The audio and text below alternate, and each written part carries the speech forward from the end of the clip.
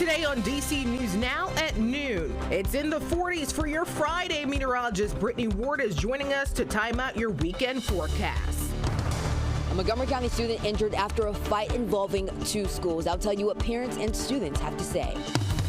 Virginia Governor Glenn Youngkin proposes a ban on sanctuary cities in the state budget. The consequences he attached to it.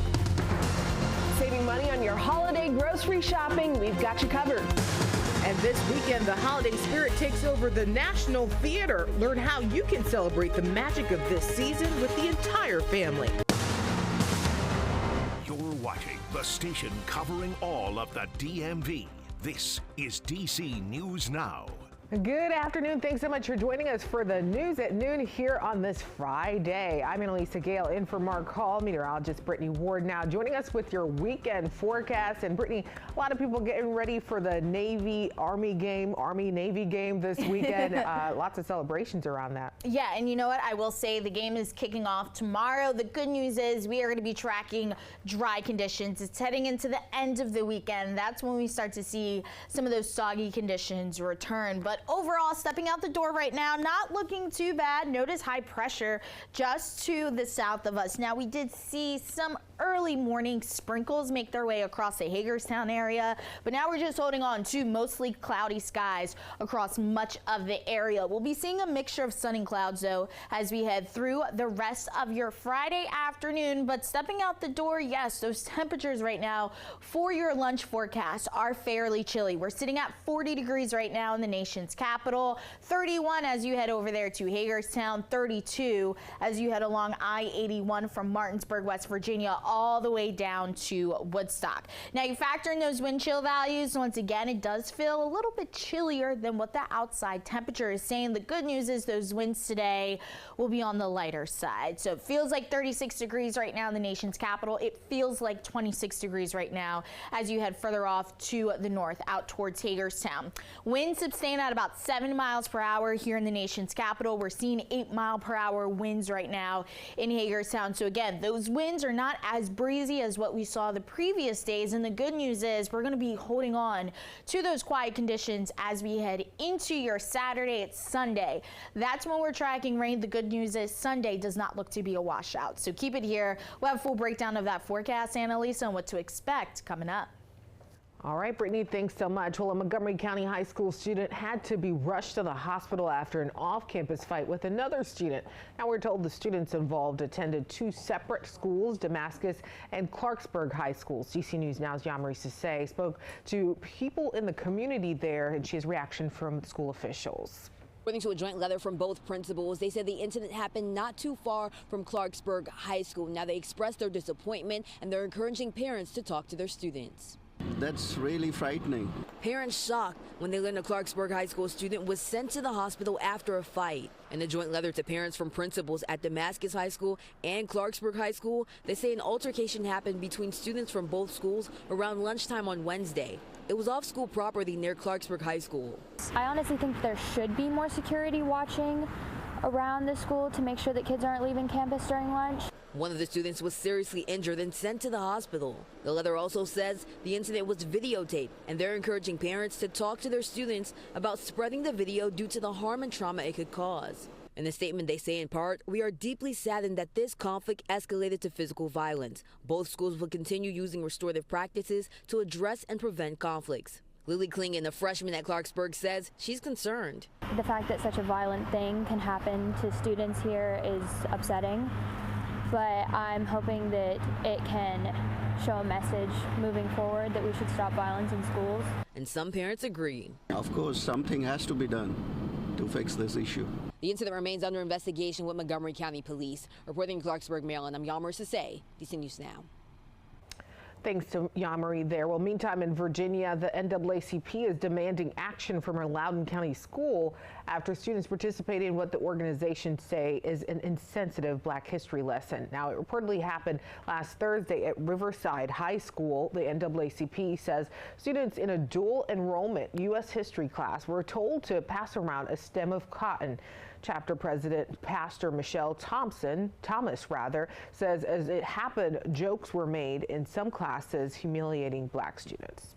You have the curriculum that's teaching about the cotton gin, that's teaching about enslavement, but there's something so disconnected and something that causes harm.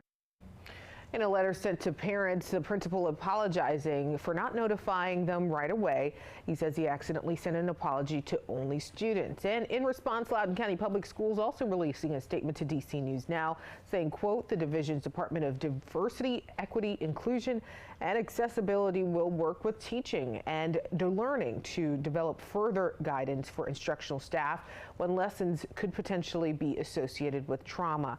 They say they will work with any students impacted by the lesson to ensure they have the support they need as they move forward as well.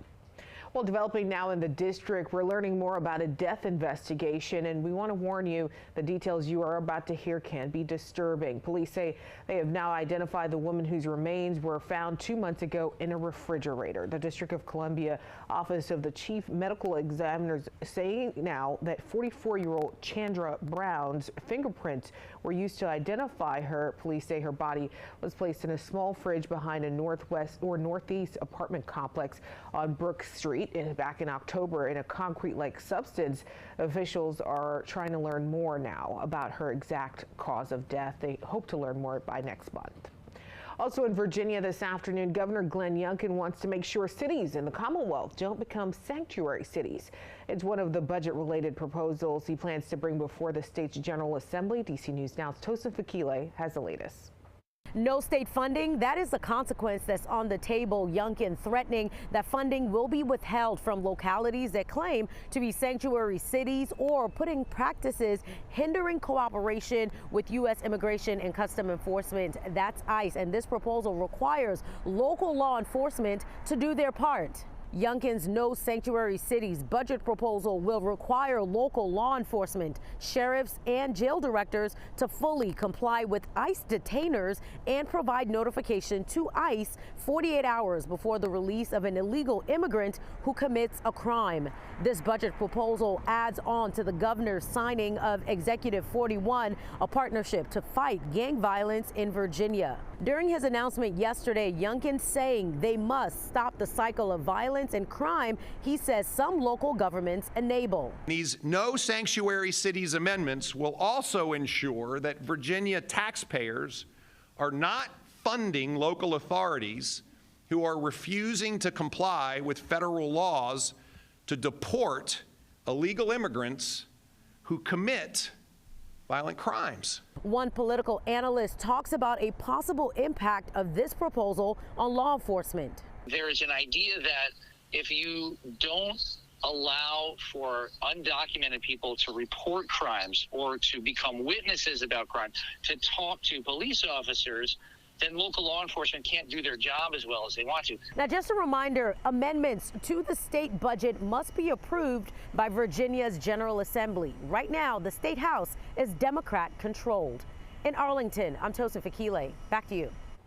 Well, popular parking app Park Mobile is settling a class action lawsuit, and you could receive some of that money. Now, according to that settlement, 21 million customers were impacted. The lawsuit claims the company failed to protect customers from a data breach in 2021.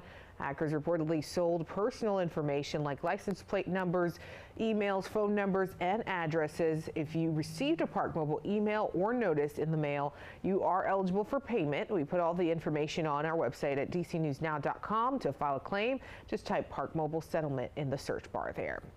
On the move now, WMATA has announced that automatic train operations are set to begin on the Red Line this Sunday. It's the first time automatic trains will be used in 15 years. Metro has not used ATO since a deadly 2009 crash near the Fort Totten Metro Station. The NTSB says the crash was partially caused by a faulty track circuit associated with the automated system there. Metro says it has made safety upgrades for customers and train conductors since that crash. Trains will operate in a semi-automated mode with a driver inside the operator's cab.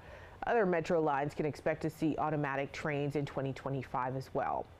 And the money WMATA plans to save with this new automated system could mean trains running later on the weekends. Those details are in WMATA's 2026 budget proposal. WMATA's GM wants to extend hours on Fridays and Saturday nights until 2 a.m. and they'd like to open station an hour early at 6 a.m. on weekends. All right, well, there's a little over a week left now for those last-minute Christmas gifts, but the holidays are hitting just as inflation is reportedly rising again. Consumer reporter Haley Milon is stretching your dollar now with the best deals available now. The good news is I'm not seeing huge jumps across the list of staples that we track, but the Consumer Price Index shows that grocery prices jumped 0.5% last month. That's the sharpest increase we've seen in 22 months. So if you're stocking up for holiday guests, making your favorite holiday recipes, you can make some swaps and get creative to save a little money. Now, we track prices at Walmart, Giant, and Safeway. Walmart prices are virtually the same as they were last week, with pork going down a bit. Across the board, Walmart is once again the cheapest option for our list. For Safeway shoppers, last week was rough. If you were cooking with beef or pork, you'll pay way less for those this week. Ground beef is down more than $5. And if you're making batches of holiday cookies, your big expense this week is going to be eggs. The best price for those is $4.69 at Giant.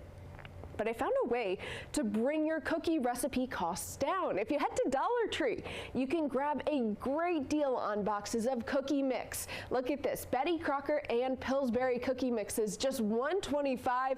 That's more than $2 savings per pack. And you can use peanut butter and Funfetti Elf on the Shelf mixes for so many different recipes. If you're like me, you'll likely be spending a lot of time baking those holiday cookies this weekend, so you can save a lot of money. And nutritional experts say you can shave 15 to 20% off of your grocery bill just by buying generic brands. You can put your own touches on your recipes and your guests are not going to know the difference. I'm Haley Milon, back to you.